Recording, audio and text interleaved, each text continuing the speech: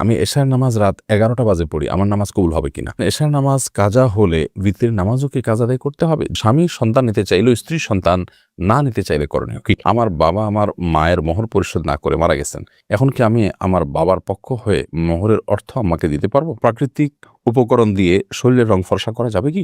আজান অবস্থায় নামাজ পড়া যাবে কিনা? ৩ বার বিসমিল্লাহ পড়ে কাপড়ের কোনা ধুলে পুরো কাপড় পাক হয়ে যায়, এটা কি সঠিক? মোবাইল কোরআন শরীফ ইনস্টল করা থাকলে এবং বাহিরে থাকার কারণে মোবাইল নিজের সাথেই রাখতে হয়, তখন সে মোবাইল নিয়ে কি বাথরুমে যাওয়া যাবে? আমি শুনেছি গোসল করার পর কলা ফল খাওয়া নিষেধ বলে হাদিসে উল্লেখ আছে, এটা কি সত্য?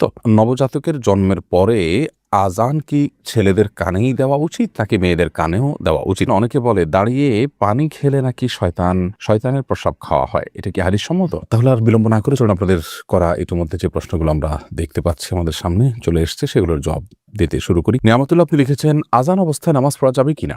আজান চলাকালীন নামাজ পড়লে কোনো অসুবিধায় নামাজ হয়ে যাবে, তবে ধরুন আজান শুরু হয়েছে, তখন আপনি নামাজের নিয়ত না করে আজানের জবাব দিবেন এবং আজানের জবাব দেওয়া শেষ হয়ে গেছে, তারপর আপনি এবার সলাতের নিয়ত করবেন।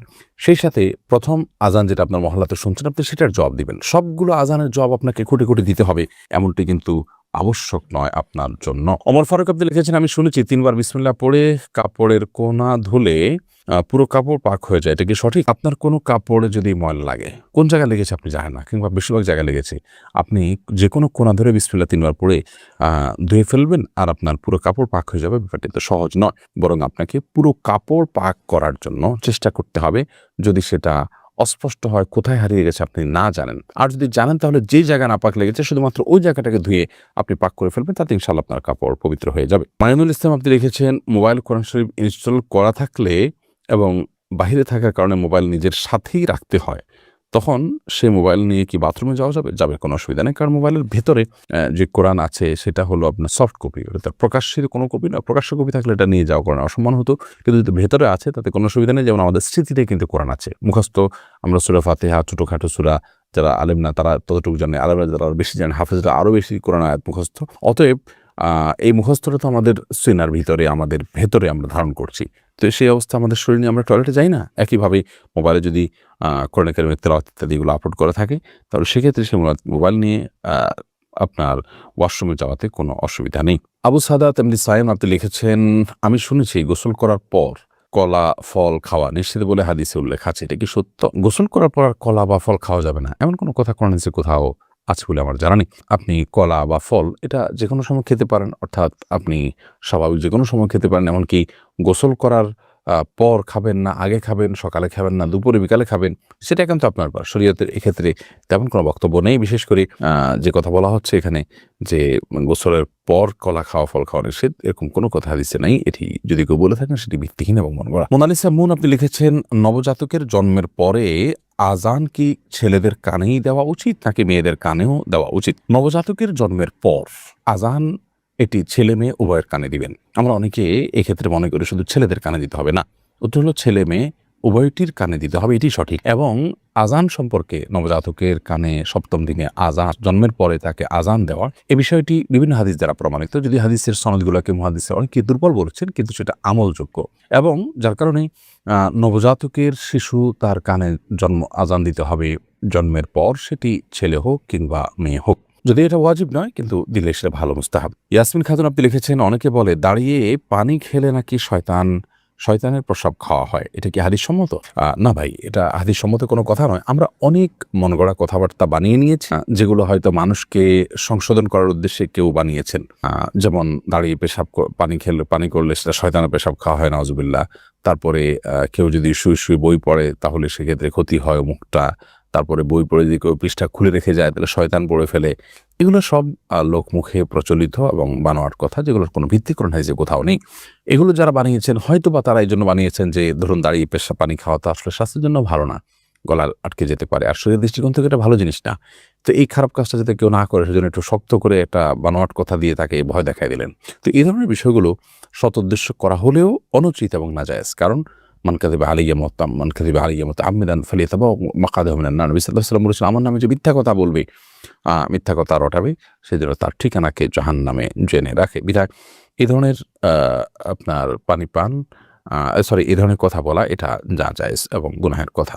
সাইদ হোসেন আপনি লিখেছেন, প্রাকৃতিক উপকরণ দিয়ে শরীরের রং ফর্সা করা যাবে কি? শরীরের রং যদি আপনি ফর্সা করেন এবং এটাতে যদি প্রাকৃতিক কোনো উপকরণ ব্যবহার করেন, শুধুমাত্র রঙের মধ্যে উজ্জ্বলতা আসলো কিছুটা, এতে ইনশাআল্লাহ তাগয়ির খালকিল্লাহ বা আল্লাহর সৃষ্টিতে পরিবর্তনের যে নিষেধাজ্ঞা আছে তার আওতায় এটি পড়বে না ইনশাআল্লাহ তাআলা। শুভ্র এআইডি থেকে আপনি লিখেছেন, আমার বাবা আমার মায়ের মোহর পরিশোধ না করে মারা গেছেন। এখন কি আমি আমার বাবার পক্ষ হয়ে মোহরের অর্থ আম্মাকে দিতে পারবো? হ্যাঁ ভাই শুভ্র, অবশ্যই আপনি আপনার বাবার হয়ে আপনার মাকে মোহরের অর্থ দিতে পারবেন এবং এই মাসআলাটি আমরা অনেকে জানি না। যদি কোনো মানুষ জীবদ্দশায় তার স্ত্রীকে মোহর না দিয়ে মারা যান, তাহলে তার মৃত্যুর পর তার যে পরিত্যক্ত সম্পদ আছে সেখান থেকে তার যে ঋণগুলো পরিশোধ করা হবে, তার মধ্যে থেকে তার মায়ের যে মোহর বাবদ প্রাপ্য টাকা সেটাও কিন্তু পরিশোধ করতে হবে, অর্থাৎ সেটাও ঋণের মধ্যে থাকবে। এমডি আব্দুল আপনি লিখেছেন, আমি এশার নামাজ রাত 11টা বাজে পড়ি, আমার নামাজ কবুল হবে কিনা? এশার নামাজ রাত 11টা পড়লে সেটা হয়ে যাবে। বিশেষ করে রাতের 1/3 পর এশার সালাত আদায় করা উত্তম। মধ্যরাতের আগ পর্যন্ত এশার নামাজ পড়া জায়েজ। মধ্যরাতের পরে যদি কেউ ভোরাতেও পড়ে তাহলে সেক্ষেত্রে সেটাও জায়েজ হতে পারে নিরুপায় ব্যক্তির জন্য। সচরাচর কোনো ওজর ছাড়া মধ্যরাতের পর পর্যন্ত এশাকে নিয়ে যাওয়া উচিত না। এখন এই মধ্যরাতটা কয়টা বাজে হবে এটা আপেক্ষিক বিষয়। কোনো মৌসুমে কোনো দেশে এক সময় হতে পারে, অন্য দেশে আরেক সময় হতে পারে। আমাদের দেশে শীতকালে মধ্যরাত এক সময় হয়, গরমকালে আরেক সময় হয়, কারণ গরমকালে রাত ছোট থাকে, শীতকালে রাত অনেক বড় থাকে। তো এটা ভ্যারি করবে যে সূর্য ডোবা থেকে নিয়ে সুবহে সাদিক বা ফজর ওয়াক্তে শুরু হওয়া পর্যন্ত পুরো সময়টাকে ভাগ করে তার ঠিক মাঝামাঝি যে জায়গাটা সেখানে হলো আপনার আমাদের সীমানা। তার আগে আমাদেরকে এশার সালাত আদায় করতে হবে, আর পরে করলে আদায় হয়ে যাবে। যদি ফজরের সালাতের ওয়াক্ত হওয়ার আগে তাহাজ্জুদের সময় 3টা-4টা বাজে রাত পড়েন তাও আদায় হয়ে যাবে, বাট এটা অনুচিত এবং এরকম বিলম্ব করা উচিত না। নবী করিম সাল্লাল্লাহু আলাইহি সাল্লাম ওয়াক্তমতো সালাত আদায়ের উপর আমাদের খুব বেশি গুরুত্ব আরোপ করেছেন।